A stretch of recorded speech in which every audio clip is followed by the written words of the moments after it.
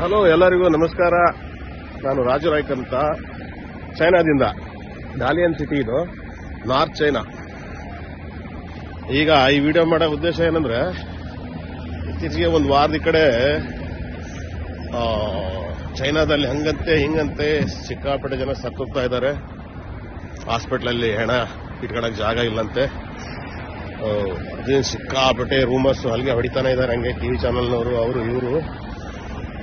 ಇಲ್ಲಿ ನೋಡ್ರಿ, ಡಾಲಿಯನ್ city normal ಆಗಿದೆ, ಎಲ್ಲದು ಏನೇನು ಸಮಸ್ಯೆಗಳು ಇಲ್ಲ.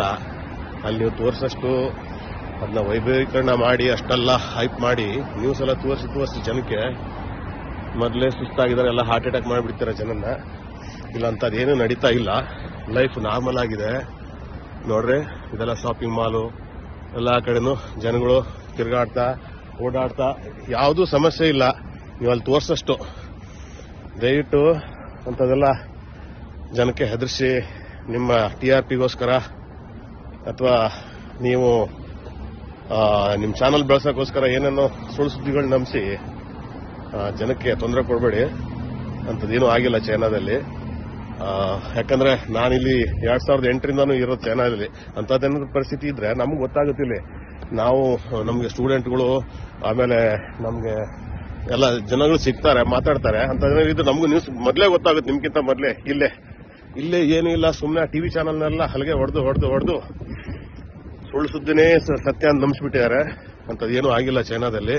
ನಿಮ್ಗೆ ಇನ್ನು ಮುಂದೆ ಹೋಗಿ ಮಾಲ್, ಸೂಪರ್ ಮಾರ್ಕೆಟ್ ಒಳಗೆ ಹೋಗಿ ಎಲ್ಲ ವಿಡಿಯೋ ಮಾಡಿ ಹಾಕ್ತೀನಿ. ದಯವಿಟ್ಟು ಹೆದರಂತ ಅವಶ್ಯಕತೆ ಇಲ್ಲ, ಏನೂ ಆಗಿಲ್ಲ. ಅಲ್ಲಿ ಚೆನ್ನಾಗಿದ್ದವರೆಲ್ಲ ಮಾಸ್ಕ್ ಹಾಕೋಣ ಶುರು ಮಾಡಿದಾರೆ ಅಂತ ಕೇಳಿದೀನಿ ಊರಲ್ಲೆಲ್ಲ. ಹೆದರಿ ಅಂಥದ್ದೇನೂ ಇಲ್ಲ, ಸುಮ್ಮನೆ ಹೆದರ್ಸ್ಬೇಡಿ ಜನನ್ನ. ಆಮೇಲೆ ನೀವು ಹೆದರ್ಬೇಡಿ, ಏನೂ ಆಗಿಲ್ಲ. ನೋಡ್ರಿ, ನಾನು ಮಾಸ್ಕ್ ಹಾಕೊಂಡಿಲ್ಲ. ಮಾಸ್ಕ್ ಅಂತೂ ಎಷ್ಟು ದಿವಸ ಆಯ್ತು, ನಾನು ತೆಗ್ದೇ ಇಲ್ಲ ಮಾಸ್ಕ್, ಕೊರೋನಾ ಹೋದ ನಂತರ.